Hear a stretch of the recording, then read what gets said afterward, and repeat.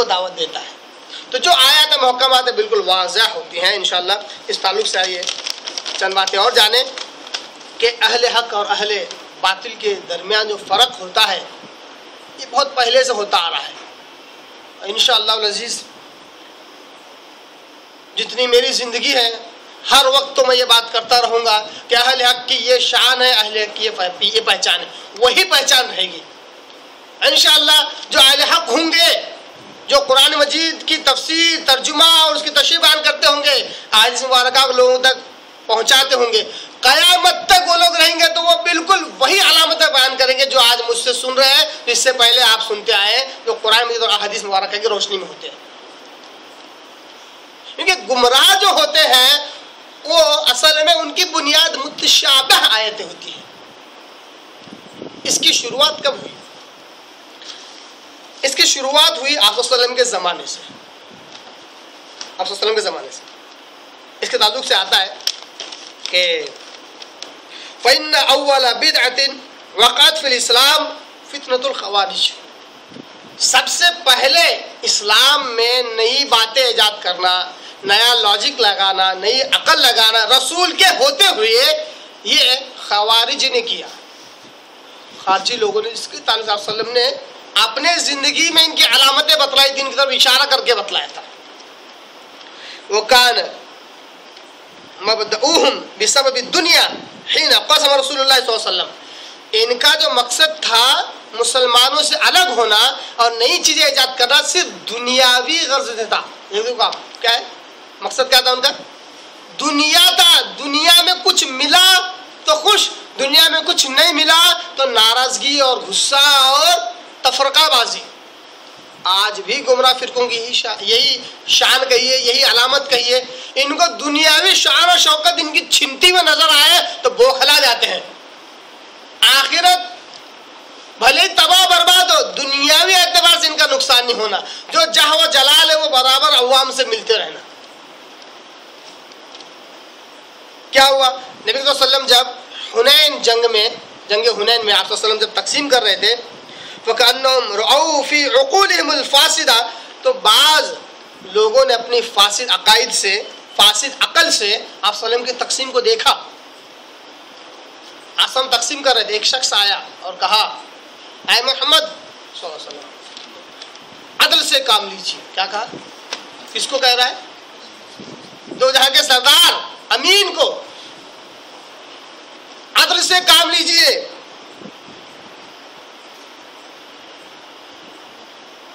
اعدل فإنك لم تعدل, عدل کرو, تم عدل نہیں کر رہے ہو. آپ صلی اللہ علیہ وسلم جنگ حنین کے بعد جو مال غنیمت تھا اس کو بانٹ رہے تھے, تو اس وقت ایک شخص آیا اور کہا اللہ کے رسول, کہا کہ اے محمد صلی اللہ علیہ وسلم عدل کرو, عدل. آپ صلی اللہ علیہ وسلم جب یہ سنا تو کہا لقد خبت وخسرت ان لم اكن اعدل. کہا کہ تو برباد ہو جائے گا, کہیں کا نہیں رہے گا اگر میں عدل نہ کروں تو. وَيَأْمَنُنِي عَلَىٰ أَهْلِ الْأَرْضِ وَلَا تَأْمَنُنِي, سب سے زیادہ امانت دار اس سرزمین پر میں ہوں, میں عدل نہ کروں تو برباد ہو جائے.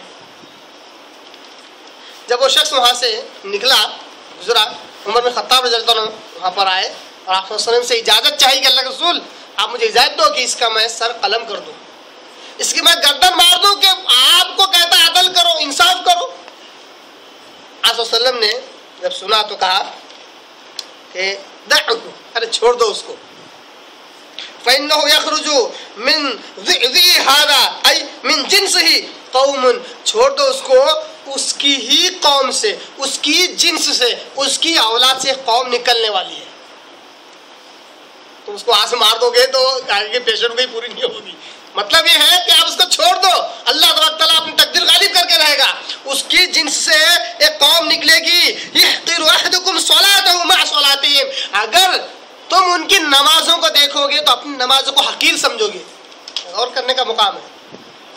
کتنی باتیں بتاؤں میں اس کا موقع میں.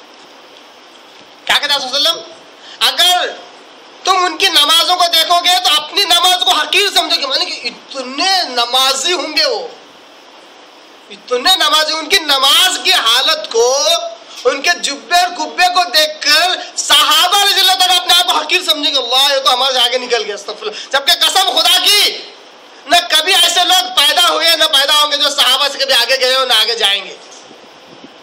آپ سب کہتے ہیں تم دیکھو گے تو اپنی نماز کو حقیر سمجھو گے. وہ سیامہ مع سیامہ، ان کے روزوں کو دیکھو گے اپنے روزوں کو حقیر سمجھو گے تم.